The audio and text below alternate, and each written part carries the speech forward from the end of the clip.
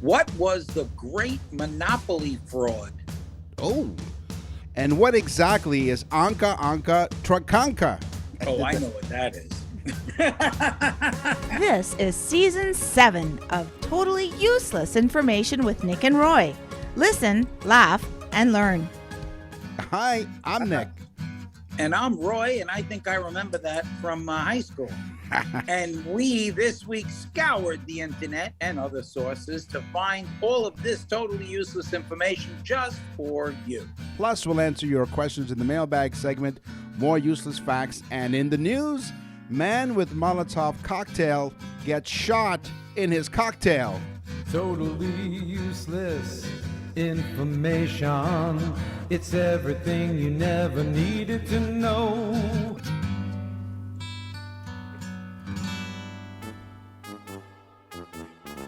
Step right up here. Step right up, folks. Don't be shy. Move it. Totally useless information with Nick and Roy present Games People Play. Yeah, I had a few cocktails from high school. Mm-hmm. Yes, once upon a time. And some other stories. That's right. Thank you for joining us week after week. We really appreciate it. Over 66 countries now. We're on the iHeartRadio Talk Network all across Canada, coast to coast to coast. Let's get right to it. Candy Crush. You know that famous game, Candy Crush. It is. I never played it. Did you? It is. It's addictive as all heck. Okay. Okay, now this is not my case, but it's also a marriage splitter. The game is fun, and it's a nice escape from reality, I guess in some cases their spouse, but it also created a lot of harm in people's relationships. But maybe the person wasn't playing the game. Maybe they just crushed a girl named Candy. Oh, if you know what I mean. Maybe that's the case. In Egypt, in a country like Egypt, the percentage of divorces skyrocketed over the last 50 years. Who knew that something as simple as the Candy Crush game could have a major negative impact on marriages? And where was this? Egypt. Oh, yeah. Well, that's because Dubai came around. That's right. I snuck away to partake in a little mischief, if you know. Yeah, but you know what? No, I'll tell you this, though. You have to give them credit. They did wear protection. They wore sheiks. Thank you. Thank you very much. Really. Very funny. Thank you. Very funny. Offensive, but funny at the same time. That's what we do. Listen, laugh, learn, and That's what I like. Yeah. During World War II, Nazis allowed prisoners of war to play board games. Yeah. Okay, and they were supplied to the prisoners by the Red Cross and other humanitarian groups. That's nice. Except the board games were laced. They were all full of surprises. They were laced with maps built into the board, made out of silk that were placed underneath the boards, small tools that were melded into the game boxes, like little saws, they could use the wire to saw things, you know. But the biggest game for them to smuggle stuff in with, the Nazis found, was Monopoly. Oh. So Monopoly was responsible for hundreds of jailbreaks during the prisoner of war period in Nazi World War II. Now, that's one big get out of jail card, don't you think? Yeah, exactly. That's probably why they put that there. And the Nazis were like, "We want boardwalk." That's right. Unser Parkplatz. Do not pass go. Just keep going. You can get out of jail. That's not. It is verboten to pass go and to go to jail. Yes. Deutschland.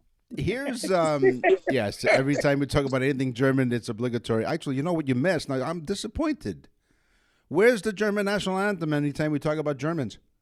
Oh, Deutschland, Deutschland, über alles. For those of you that don't know, I have German in me, and not just the Knockwurst, if you know what I mean. So we've heard. Here's my teaser. This game was introduced by Swedish immigrants who put down roots in the United States in the 19th and earlier 20th centuries. During this time, about 1.3 million Swedes relocated to America, primarily settling in the Midwest along with other Scandinavian immigrants. But the very simple game of duck, duck, goose, yes, that the Swedes invented, the actual correct name of the game is duck, duck, gray duck, because the original name is Anka gråttanka, which translates to, you heard me, Leave Anka it to the Swedes. gråttanka. Yeah. Also, you know what that is? It's also a furniture from IKEA. That's right. Some assembly required. So anka gråttanka, despite what Roy says, translates to duck, duck, gray duck, not goose. Really? Yes. If you line up all the Scrabble tiles, the pieces to Scrabble with the letters on them, Yes. of all the Scrabble games that were made since it began, it would go around the Earth 8 times. Whoa. That's a lot of Scrabble tiles.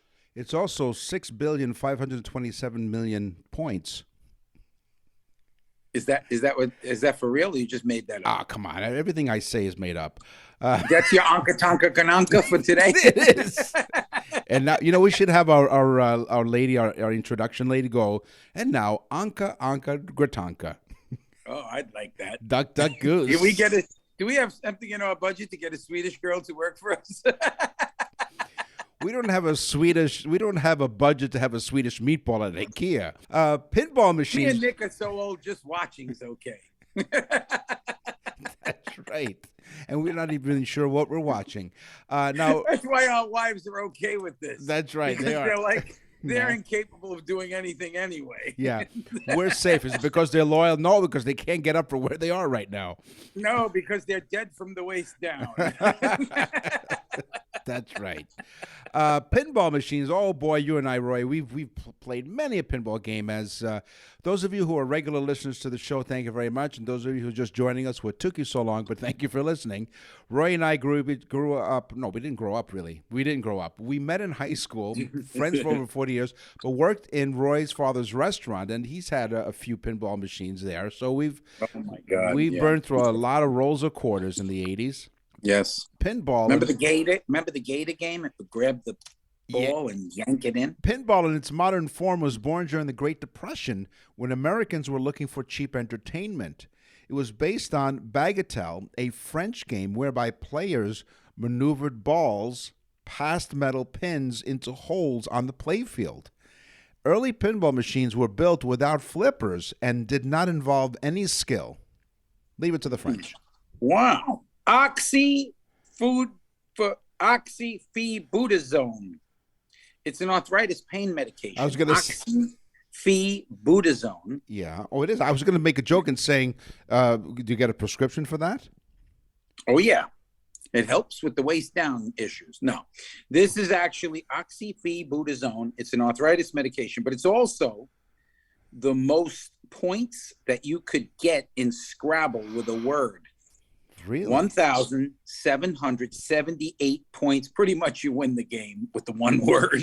But can you imagine? Oxypebutazone.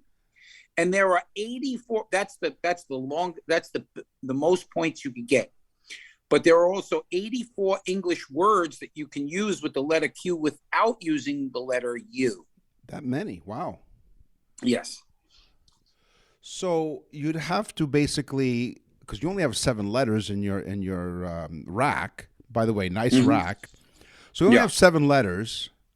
So you'd have to latch onto the words that are already on the board and maneuver it in such a way where you get over 1,000 points. Yeah, you'd get 1,778 to be exact, the largest number of points for any word. There you go. All right. Pretty cool. Now we talked about pinball, so I figured let's just talk about the Pinball Wizard. And it's sort of music, but I figured, we're talking about pinball anyway. But this is part of Tommy, the first rock opera. Did you ever go to see it? No, I didn't. Have you? I did. I waited in line to see it in the movie theater. And it was interesting. I loved the Who's album, Tommy. The movie was a gratuitous thing of just putting a bunch of stars. I think Tina Turner was in it. Elton John was in it. Right. There was a lot of stars in it to make it seem interesting, but it wasn't so good. No. Well, interesting. The story is about a young man who's deaf, dumb, and blind, and becomes a pinball champion, and he gains hordes of adoring fans. I said hordes with a D. It was made into a play and ran as an off-Broadway production. So it's not exactly games. It's kind of music, but I figure we talk about pinball anyway. Why not? We're useless anyway. So what's the difference? Yeah, it was actually a great album. If anybody knows, if has listened to Tommy, it's really a fantastic. It's a rock opera. It's fantastic. Exactly. My teaser was the Great Monopoly Fraud. Uh-oh. Yes. Well, I've uncovered it, Nick. And once you people hear this, you'll be upset. Oh. The game is credited to Charles Darrow in the 1930s. Yeah. He started selling Monopoly as a game in a box, a board game. Yeah. But the truth be told, here today, it was invented in 1904 by Lizzie Maggie, a woman named Lizzie Maggie. And she called the game the landlord game. Oh. Now, apparently, we've busted Charles here, but apparently Charles somehow got a hold of the landlord game, which was not really being sold. Just this woman invented the game and people used to play it. And he patented it as Monopoly and sold it. Charles Darrow, the faker-in-chief. Yeah, he created his own monopoly. There you go. If you think about it. Thank you for joining us. Totally useless information with Nick and Roy is what you're listening to. In case you had any doubts at all what you were listening to, what the heck is this? We are on every week, and we thank you for joining us. Again, it was, as we mentioned, 66 different countries. We're an iHeartRadio Talk Network across Canada. And we invite you to join us on our website. And our website has all kinds of fun stuff to do. You go to nickandroy.com and you click on episodes. You can go back and listen to the whole library of over 130 some odd episodes. You can also go to nickandroy.com and you click on birthdays. And you can send your loved one or a friend a unique and fantastic birthday message. You have to do it, folks. Go on, check it out. This is becoming a rage. I mean, really, honestly, we have people asking us to do it for other things like Christmas cards and anniversaries and so on. And we're doing it for them. We're specializing. It's like a mini show made for the person that you care for. And it is amazing. Go on nickandroy.com, click on birthdays. You'll hear there's actually a sample there. It's a lot of fun. And the person will just be so happy that gets it. It is for the person that has everything. They don't have this and they need it. So nickandroy.com, nickandroy.com. nickandroy.com. Welcome to the Totally Useless Information Fashion Show. In our fashion segment here, I'm going to give you some pointers here. Never have more than 2 patterns in an outfit. You'll confuse a lot of people, including Roy and I. Even better, keep it to 1 pattern if you can avoid sensory overload.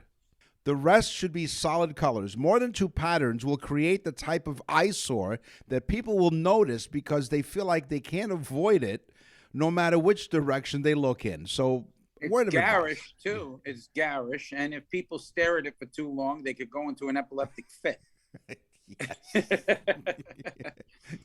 So not only that, you're hurting people. Yes. You're hurting their eyes. Don't do that. Let's break it down, shall we, Nick? Okay. Women will approximately spend $125,000 in their lifetime on clothing. No. Over 3,000 items.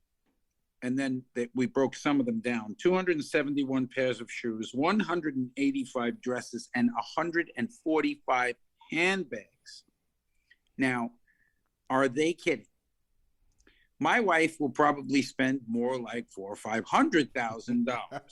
I broke down some things from her. About 1,000 pairs of shoes, 275 dresses, 650 handbags, and over 12,000 items. Thank you, honey. We're now poor. That's right. Yeah, go play this game of Candy Crush. But my wife keeps telling me she keeps buying all these expensive items to wear and stuff to make me look prosperous. Yes, or proper. So I know down in Florida, Roy's in Florida. I'm here in Toronto. Roy, thankfully, did not get swept away by Hurricane Ian, although it was close. You wear very casual things. When was the last time you wore a tie, a shirt and a tie? Do you remember? Well, I wear suits a lot, Nick. So it's not fair to ask me. But down here, even in restaurants, shorts are okay. There is no like dressing up down here other than for real fancy events. You know, I remember we often quote Rodney Dangerfield on this show, and I remember talking about proper dress attire. He goes, "I went into a strip club. They wouldn't let me in. I didn't have a shirt and a tie." So if you are wearing a tie, this is what I'm getting at. When you're standing straight up, let me ask you this: how long is it, Roy? How long is your tie? I like my tie a little bit long, but that's how I wear most of the items that hang off my body. That's right. So how long should your tie be? Well, when you're standing straight up, not hunched at all, your necktie should end right at the top of your belt buckle. Give or take. Now, no more than half an inch.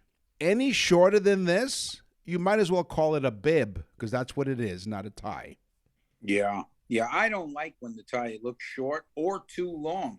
Yeah, if it's too short, then it looks like from Laurel and Hardy, because you always wore the short ties. I don't know if anybody ever noticed, Donald Trump wears the classic blue suit and the red tie. He always wears that red tie. Right.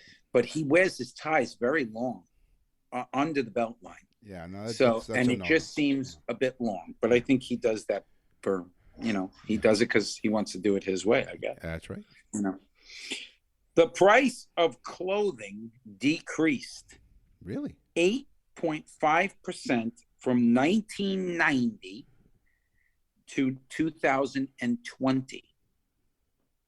So between 1990 and 2020, so for 30 years, the price of clothing actually went down.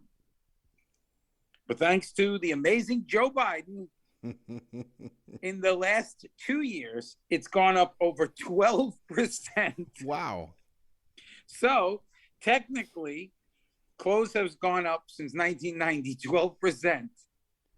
But it's only in the last 2 years that it's gone up over 12%. Thanks, Joe. Thanks, Joe. Really appreciate it. What a guy. Joe, here's some more advice. Come on, man. You know what I failed to do, because this is really more like useful information. I failed to do that, and I apologize. But yeah, so this is all useful information, because I'm telling you the proper way to wear fashion. And coming from us, it says a lot. Yes, I know. Under no circumstances do you match your pocket square to your tie. Ooh. A pocket square should be a complementary color to your tie, but should not match it exactly. Avoid having the same pattern on both. And that's the mistake that people make for some reason. It will end up overwhelming the look if both are the same. The only exception to this rule is formal attire with a tie of a single color. Well, let me just, being that you hit the switch for the useful information, yes. Being that I wear a lot of suit jackets, I'm going to give a little information. First off, pocket squares do look nice. Yes. And I'm not big on the pocket square where it's so neatly square. I like more of a handkerchief type situation in that pocket, and it kind of peeks out. But most people don't know this. You could just pull the inside of the pocket up, and it will look as though you have a handkerchief in your pocket. It will also match the interior of the lining of your jacket. So there, my friends, is a fashion tip to take to the bank. And when you go to the bank, make sure your tie is the right length. Yes, the first needles used for sewing, Nick. Oh. Not sewing Nick. Oh. Sewing Nick. Right, comma, yes. Okay. Yes. They were, listen to this one.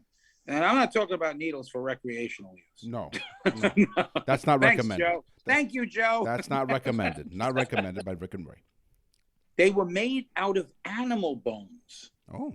And they date back, they have found these over 3,000 years where they have string attached to the animal bone. The bone of choice was, of course, the very small fish bones on the ribs. They were thin enough where they would pierce the material very easily, just like a needle. And then they could tie the string to the back of it and just run it through. How cool. I like that one. You know, that's one that you write down. And we always recommend, when you listen to Totally Useless Information with Nick and Roy, we tell you listen, laugh, and learn. Write these things down. You know what we should... most of the people that listen to our show that don't know how to read or write, that's what you're listening for. Yes. Just keep hitting rewind. Just join me and Nick. That's right. just you'll get smarter by listening to totally useless information. Just keep hitting rewind until you get back to season 1, episode 1. Yeah, just keep listening. Yes, just keep listening. That's what we recommend. Can you imagine, Nick, with the 130 episodes that we have, right? Yes. All joking aside to the people listening right now. Yeah. If you were to listen to all 130 episodes of our show, you would gain so much information. It's unbelievable. I'm looking back at some of our notes from the shows, and it's amazing how much information we do give. And we enjoy doing it. We thank you, by the way, for how many countries now? 66. 66 countries listen to us. Some love it. Thank you. Thank you, but even some of those countries don't even speak English, so go figure. Well, that's why they're listening to us. That's right. They're Exactly. Like, to learning. These guys are so funny. Listen to them. They can't even speak English themselves. My grandmother learned English by watching the soap operas. And I've heard stories where immigrants who came to the United States, they would listen to radio programs just to learn the good English. Yeah, that's why when Nick came home, his grandmother used to go, Nick, you're home. That's right.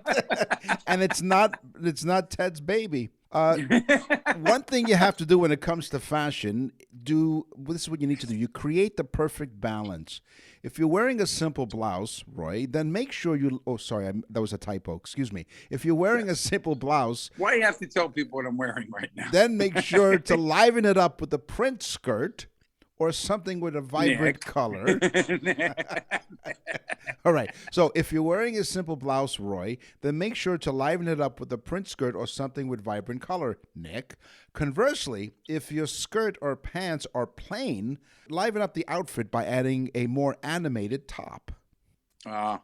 This is good advice, Nick. Yeah. And you know what? By animated top, we don't mean like, a Mickey Mouse blouse. And not a TV either. That's right. Men's shirts. Now, ladies, I know this is going to upset you, so just put your hands over your ears. Men's shirts button on the right. No. Yes? Yeah. Yes. Women's shirts button on the left. Right. Sorry, ladies. It's just the way it is. It's a right-handed world, and men run the world. Yes. So our shirts button to the right. Right. So that's why they did it, by the way. Why? To give us the upper hand, so to speak. Most people are right-handed. Well, the other reason for that is when the women were dressed by their servants, the buttons have to be on the other side so that the servant can button the blouse correctly. What a smarty pants. What a smarty pants, Nick. Useless pants is what I am. Not smarty pants. I'm a useless pants. Hey, that would be great swag, huh? Useless pants. Well, that's because of fashion. I called you a smarty pants. That's right. Exactly. Thank you for joining us. Once again, go to our website, nickandroy.com. You can do all kinds of great stuff, and we'll talk about emails in just a moment. But in the meantime, your weekly sweet and savory facts of totally useless information with Nick and Roy.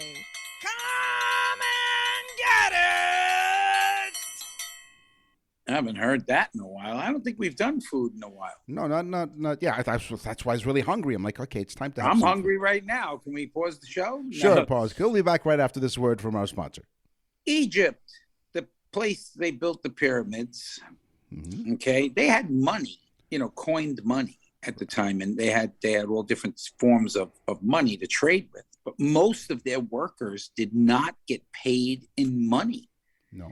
They got paid in predominantly radishes, onions, and garlic, which they could either trade or use at home or whatever. But they got paid mostly in vegetables and fruits, okay? But they got paid mostly in onions, garlic, and radish. Could you see the kids? Mommy, Daddy's almost home. I could smell him. That's right.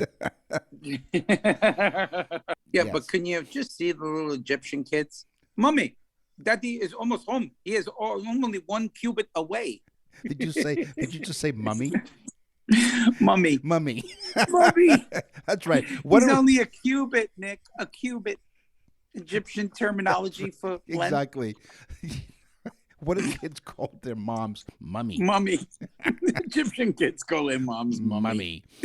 Now, we worked in a bar, and sometimes they would order their drink, like scotch or whiskey, neat. This means that a spirit is directly poured into a glass, and preferably a clean, neat glass. It's similar to a shot, but the glass makes a huge difference in the sipping experience. Neat drinks are about 2 ounces, not chilled, and there are no extra ingredients, including ice. So that's why they call it whiskey neat. Yeah, usually it's not a shot glass. It's more of a rock glass that it's placed in so that you could spin it around. I guess you could use a snifter too, like a brandy snifter. I would assume that that's neat. I have to find that out. Twinkies. We all love Twinkies, don't we? I haven't had a Twinkie in like forever.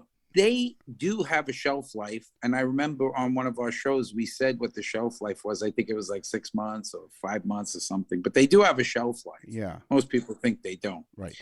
But did you know that they're not filled with cream? No?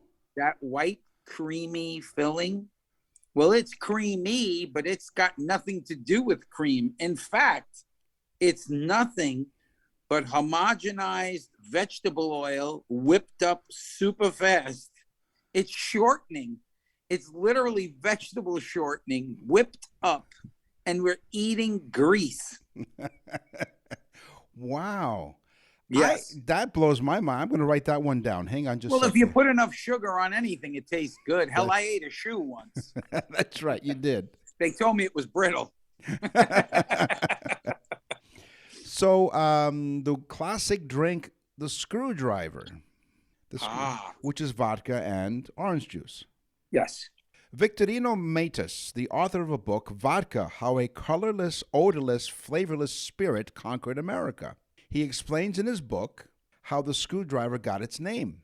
Many decades ago, American oil workers in the Persian Gulf discreetly added vodka to their orange juice while on the job. Lacking a spoon, the workers decided to stir the drink with a screwdriver. And that's how the name of the drink, vodka and orange juice, became screwdriver. Screwdriver. Yeah. Pretty interesting, folks. This is the stuff you learn here. Yep. You learn this no place else. And while you're learning that, Nick and I are drinking loads of vodka. Yes. Tons and tons of vodka. Yeah, the colorless, odorless, flavorless spirit. Plus, being that he's in Toronto, he does a few joints. Well, it's legal. No. I'm legal. feeling my joints right now. Yeah. Nick, it's legal up there, isn't it? Yeah, it is. And down here in Florida, it's legal for medicinal purposes, right. Which, of course, I'm ailing from a lot of different things that require. 1 or 2 joints a day. No, just take the whole pack. They said, do you want one of those stickers for your car? I said, no, just one of them certificates to get the pot. That's right. I'll crash my car wherever I feel. Pizza was for poor people in Italy. Oh. It was invented as a quick hand food, almost like a sandwich for us in the United States. It was literally something they could grab in their hand and take with them while they were going to work or whatever and eat it on the way. So it was mainly for the lower class people. But get ready for this one. Margarita pizza, which is just mozzarella and sauce, right? Yes. Is the most famous pizza and the most ordered pizza. Simple. How did it get its name? Well, I'm going to tell you, folks. The guy's name was King Umberto I. His wife was Queen Margherita. There you go. They went to Naples. Yeah. And it was beneath them to order pizza because that was poor people's food. But she said, I love it and I want it. And whatever the queen wants, the queen gets. And so after she ate it, they said, we're going to call this Margherita pizza. Wow. There you go. I love that. And then, of course, they try to order takeout, and they said, well, if it's 30,000 years or less, it's free. Yeah, exactly. exactly. I don't know what that means, but sure. Well, there was a Domino's pizza that had name drop. Domino's pizza had the 30-minute guarantee. And then they had Well, no, there was no Domino back then. No, Nick. No. Just little Julius Caesar. That's right. That's right. It was a Julius Caesar pizza, wasn't it? So if you're having steak, congratulations, you're not a poor person, so you're not ordering pizza. The original recipe for HP sauce was developed by Frederick Gibson Garton, a grocer from Nottingham. What's HP sauce? Well, it's steak sauce. You have it up there? Yeah, we do. Do you not have Oh, is it like A1? So you don't have HP sauce down there? I don't think so. Is our HP your A1? I don't know.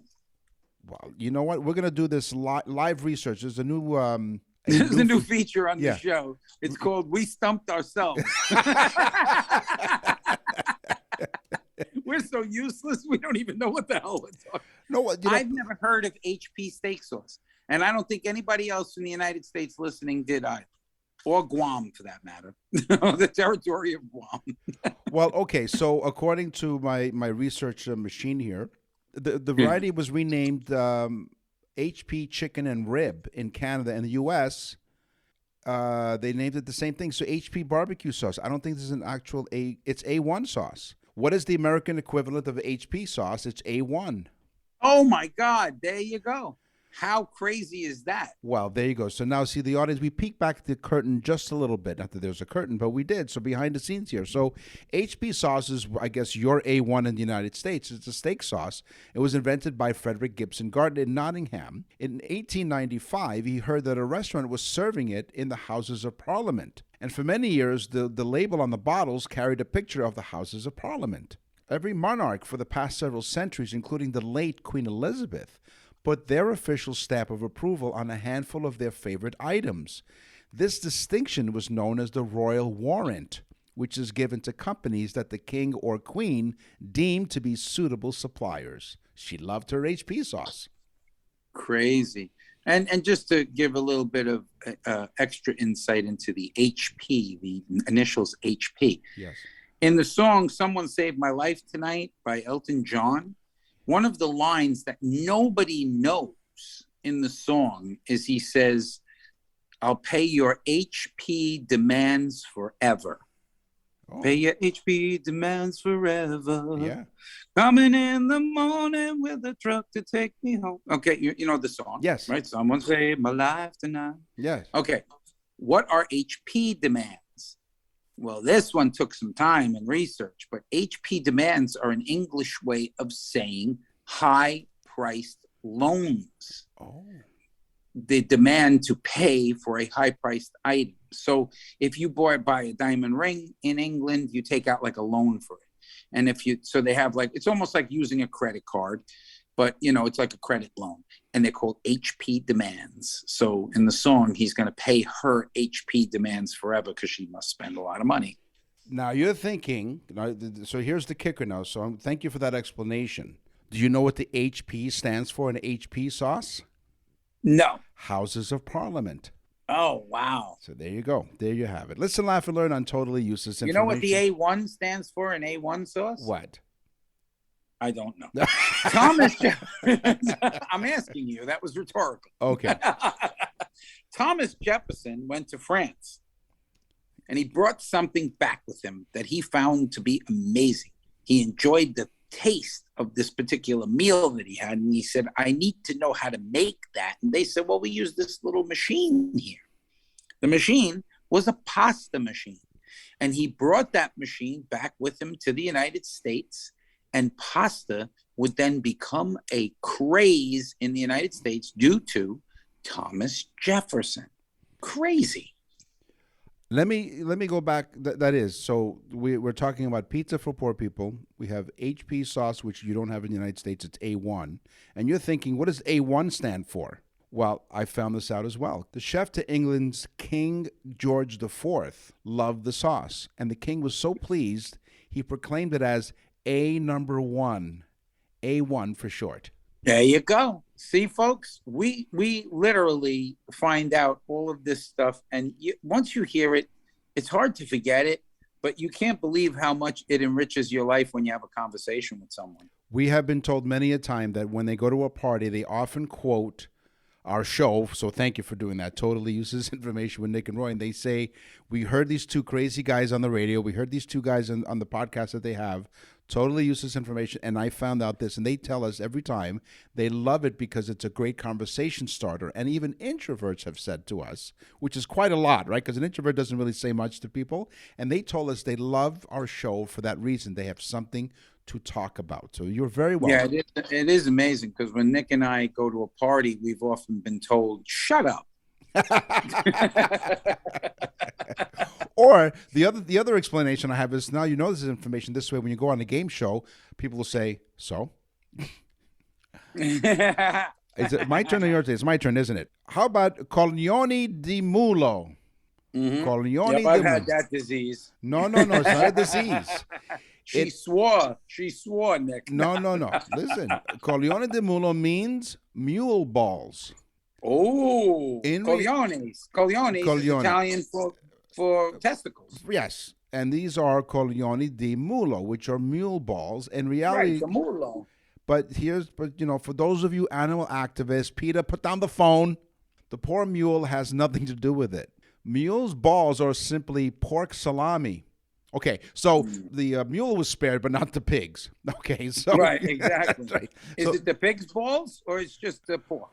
Well, it's the mule's balls are simple pork salami with a how do we put this? A particular shape, and it encases a small cube of lard known as the jewel.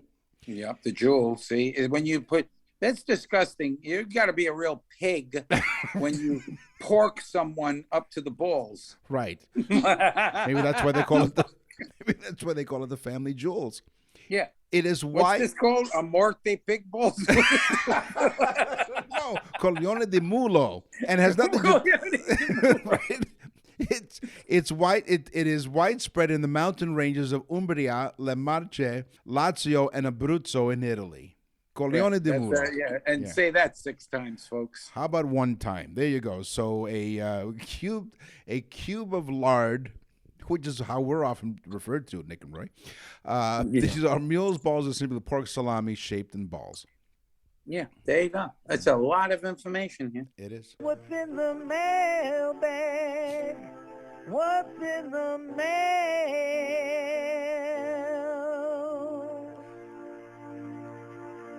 Carol writes to us. Now, she didn't say where she's from, but she emailed us. I love your show and would like you to answer this question for me. I have heard this saying a few times in the last month, mainly on my soap operas. Where did the saying "in cahoots" come from? Now, you said "in cahoots" earlier on, and I was going to interrupt this, and let me not interrupt because it's rude to interrupt. Yeah. I'm sorry. Did you say something? I think we interrupt each other like 30 times each during something like that. Yeah. So.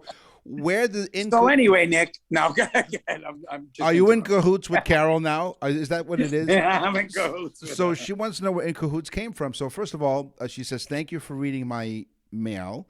And first of all, you're welcome, Carol. And of course, thank you for listening. And she's actually written to us before. I believe she sent us a question about how did the cave people cut their nails. Cahoots may derive from the French cahoot, meaning cabin or hut, suggesting that the notion of 2 or more people hidden away working together in secret, in cahoots. And that's and they meet at the little hut. Right. And consume themselves with coglione di mulo. Because you can't trust the French, Yeah, they stole the fries from the Belgians. They did. And also they consumed many coglione di mulos.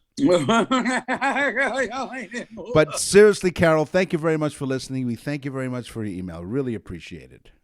Katie from White Plains, New York. Oh, yeah. She writes, Nick and Roy, let's see your cojones de mulos. I bet you would. No, she didn't write that. Too bad, though. That would have been fun. Yeah. Katie from White Plains, New York says, a friend turned me on to your show, and I am genuinely hooked. I have listened to upwards of 100 episodes. Wow, thank you. thank you, she writes, for so much amazing information. I feel as though I'm a smarter person for listening to you guys. Wow. And our teacher said we'd never amount to anything. Yes. And that was our math teacher. Well, Who said that? she goes on. This was a very long letter. She goes on to say that she, of course, she went on our website. Mm-hmm. She ordered a birthday message for her husband. Oh. And his name is Jonathan, if you remember the birthday message for Jonathan. Yes. And we did a message for him. We did a small little birthday show for him. And she says he went nuts, and he's not even into this. She even writes that. He's not into podcasts or listening to stuff like that. He now listens to the show, and she catches him in the morning listening to it in the bathroom on his phone. So he's sitting there. Thanks, Jonathan. Thanks, Jonathan. He's sitting on the toilet giggling away. So what the hell's he laughing at? He's doing something useful while listening to useless information. That's right. Totally useless information. With Nick and Roy, once again, you go to our website. And what's the name of the show? Totally useless information. And it's nickandroy.com, folks. nickandroy.com. And now for something completely useless. A new study by YouGov America shows that the sounds that Americans love to hear. Coming in third, so they did a survey. Coming in third of the sounds they love to hear, a baby laughing. I mean, that melts your heart, doesn't it? I mean, you have a granddaughter. I'm not sure she's laughing yet, but she hasn't seen your picture in a while. She's the most beautiful baby I have ever seen. Yeah. And I really, truly mean that. She's beautiful. She is. I've seen pictures, and I can attest to that. It's not just a proud grandfather. She really is beautiful. So baby laughing. Blessed. And very blessed. And so, yes, the third most popular sound that people loved was baby laughing. Second is singing. It all depends on who's singing. And by the way, as an aside, if you are in the southwest part of Florida, visit musicbyroy.com and click on the website there, and you can check out where Roy is singing in southwest Florida. You can hear him sing, and you're going to love him singing. So lots of great stuff there. And the number one sound, according to the survey, or what people love to hear the most, a rainstorm. Pretty interesting. I have that on a thing by my bed. I have one of those white noise machines. Yeah. And it also has the sound of raindrops and a water stream or something like that. But every time I put that on, I pee the bed. I was going to say, and you wonder why. Great minds think alike. I was going to say, and you wonder why you wet the bed. Now, and then I hit the button for the baby laughing, which is very appropriate after I pee the bed. That's right. Blame it on the baby. So now, conversely, the nation's least favorite sounds, according to the survey, someone scratched. Nick. No. Is that you interrupting me again? So someone scratching on a chalkboard, right? That's always annoying. 26% of the survey said it's the most irritating noise. Chewing with their mouth open. Which I'm doing with the cough drop right now. 14%. And the number one least favorite sound heard, according to the survey by YouGov America, farting, 13%. Wow. Yeah. That is, you see, but that's not only a bad sound, it's also physical as well. But it's hilarious. Come on, you tell me that when you hear the sound effects of a fart and you don't giggle. Did you ever see the congressman that's being interviewed? Yes. And he farts twice, and it's loud. He's like, "Well, Sharon," he's like, "Excuse me." Didn't that happen to Rudy Giuliani? Didn't that happen when he was on? I forget what it was. No, what's the other guy?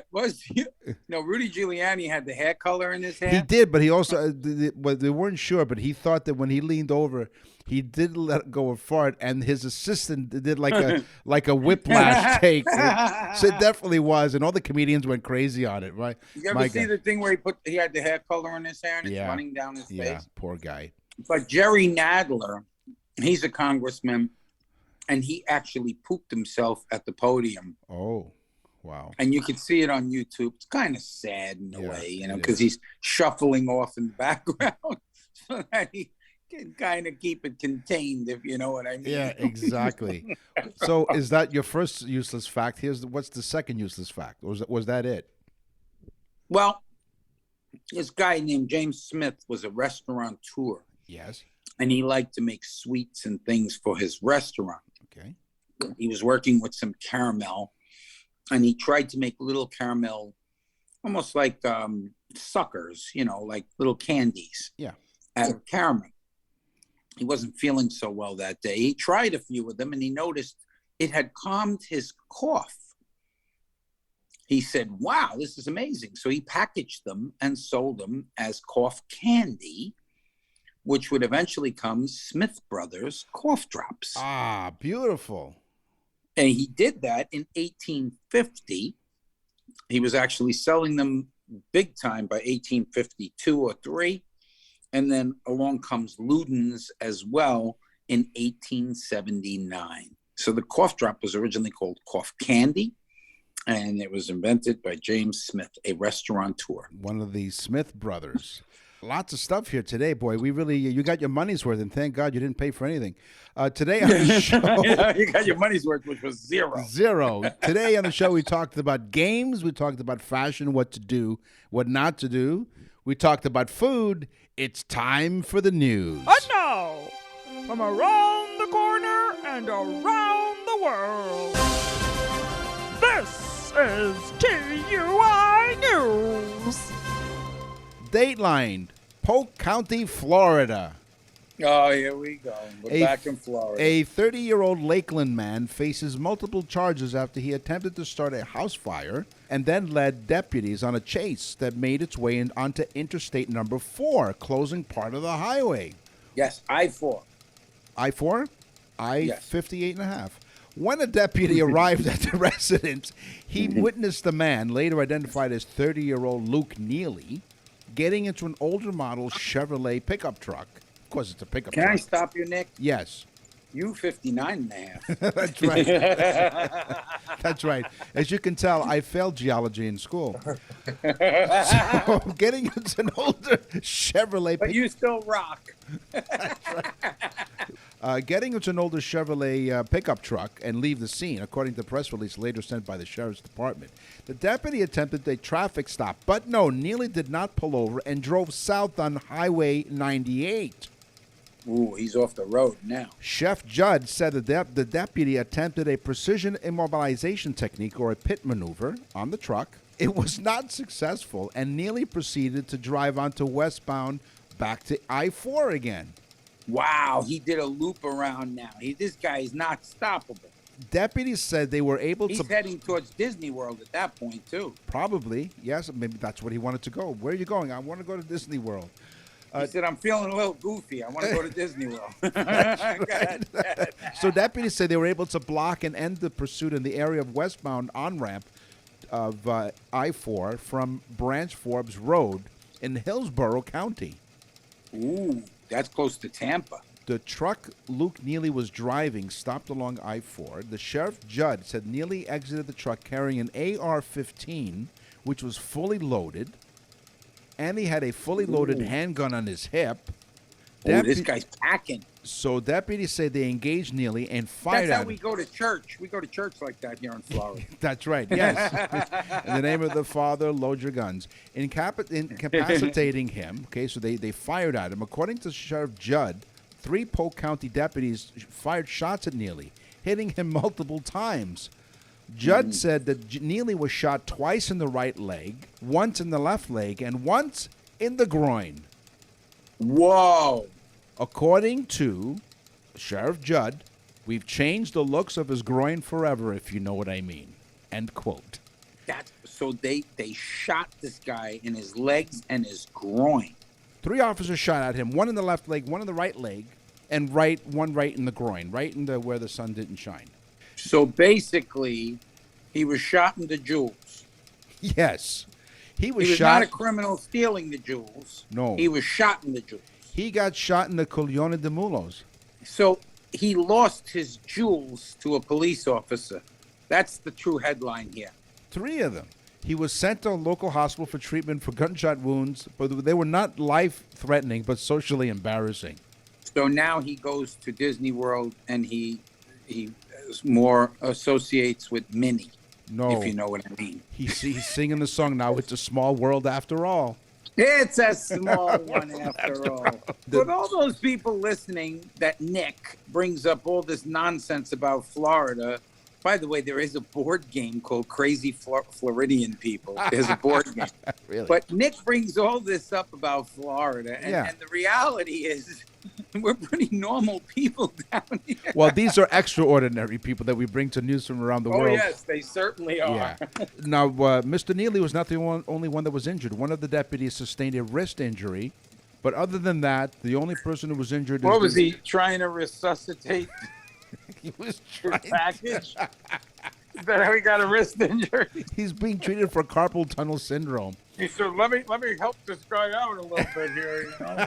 After all, we shot him in the package. The least we could do is try and revive it, do a little CPR. CPR. And the first word is not cardio.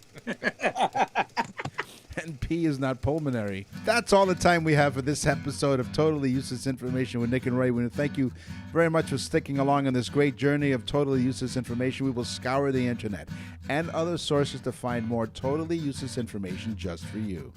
And until then, you can always go to nickandroy.com, but we encourage you to tell everyone that you know about this show. Please send it out on Facebook. Tell everybody how wonderful Nick and I are. We really like it. Yeah, really, really like it. I'm Nick. And I'm Roy. Thanks for listening. Totally Useless Information with Nick and Roy is a production of nickandroy.com. Visit nickandroy.com to access the full library of episodes or wherever you get your podcasts.